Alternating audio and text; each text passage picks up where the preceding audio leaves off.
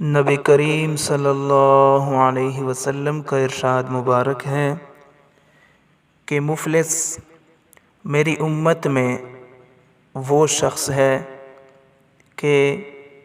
قیامت کے دن نیک اعمال کے ساتھ آئے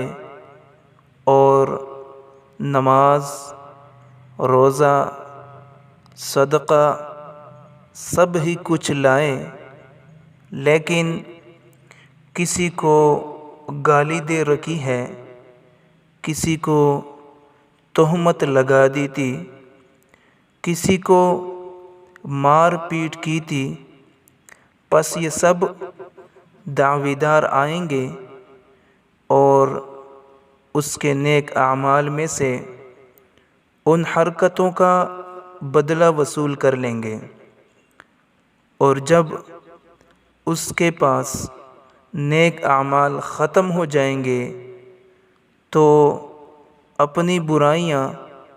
ان حرکتوں کے بدلے میں اس پر ڈالتے رہیں گے، اور پھر اس انبار کی بدولت وہ جہنم رسید ہو جائے گا، اور اپنی کثرت اعمال کے باوجود جو حسرت و یاس کا عالم ہوگا وہ محتاج بیان نہیں۔ اللہ تعالی ہمیں ان برائیوں سے بچنے کی توفیق نصیب فرمائے اور ان تمام باتوں پر عمل کرنے کی توفیق عطا فرمائے۔